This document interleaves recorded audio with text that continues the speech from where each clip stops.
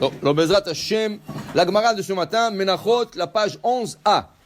Amarle Abaye le Rava Ketzad Komsim. Abaye, il pose la question à Rava. Comment on fait la kmitza? C'est quoi la kmitza? Si on veut le voir sur le plan quotidien, la femme, quand elle pétrit sa chala, okay?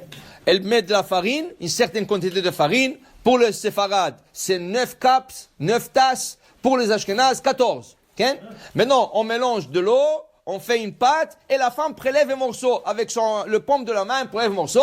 Elle dit, Arezo chala trouma, ça c'est la chala, ça c'est la trouma, et ensuite elle brûle. Dans Beth Amikdash, il faisait la même chose. Mais dans la Beth Amikdash, ça s'appelle kmitza. Ça veut dire le prélèvement de la pâte, ça s'appelle kmitza. Dit Abaya Rava, ketzad komtzim. Comment est-ce qu'on fait cette kmitza? Amarle, que des kamtzinchi, comme tout le monde le fait. Est-ce que tu as jamais vu ta femme faire le halal? C'est la même chose. Alors il lui dit, je comprends pas. Ça s'appelle kmitza. Ça s'appelle pas prélèvement. Ken? Afracha. Comment on dit? On dit pas kmitza chala. On dit afracha chala. Les afriches. De séparer, de prélever. Mais ici, dans Beth Amikdash, ça s'appelle kmitza. Dans ce cas, kmitza, ça se réfère à un doigt parmi les 5 doigts. Nous avons l'auriculaire, qui est zeret, l'annuaire, ken, qui est etzba, ken. Après, kmitza. Après, tu as le majeur, ken, qui est amma. Après, tu as l'index, qui est etzba. Et tu as le pouce, qui est bohen. Alors, si ça s'appelle kmitza, on est kometz, ça veut dire qu'on se réfère au doigt, l'annuaire où on pose l'anneau de mariage. Ken? Alors pourquoi ça s'appelle? Alors il dit, regarde, tous les doigts que nous avons, Dieu ne les a pas créés la même chose. Il y a une raison, et la Gemara explique maintenant la raison. Pourquoi Dieu n'a pas créé tous les doigts au même niveau? Pourquoi un doigt est plus long que l'autre, plus petit que l'autre? Un doigt sur le côté de la paume de la main. Pourquoi tout ça? Chaque doigt, Dieu l'a créé pour un but. Quel est le but? Alors la Gemara t'explique. Il dit ici que le doigt, le zeret. Qu'est-ce qui sert zeret? Zeret, il sert pour mesurer le hoshen. Le hoshen, c'était le pectoral, le bijou que le Kohen Gadol portait sur sa poitrine, et avec 12 pierres, avec le nom de Bnei Israël, ça se mesurait avec l'auriculaire. Okay? Le zeret se mesurait avec l'auriculaire. Qu'est-ce qu'on fait avec l'annuaire? Justement, on fait la kmitza. On prélève. Et là, tu dis avec le paume de la main. Alors, on ne peut pas prélever avec un seul doigt. Il y a 3 doigts dedans. Et après ça, le majeur. Comment on appelle le majeur? Ama. On appelle le majeur ama. Ama, c'était la mesure. Aujourd'hui, tu parles de mètres. Aujourd'hui, l'unité de mesure, c'est des mètres. C'est des pouces, ken, ou le yard, anglais, ken. À l'époque du Talmud, tout le monde, même les goïms, utilisaient la amma. Qu'est-ce que c'est amma? Du coude jusqu'au majeur. Et c'est pour ça que le majeur, c'est le plus haut, parce qu'il sert à mesurer la amma. Combien ça fait à peu près? En homme moyen, ça fait 48 cm. C'est ça, une coudée.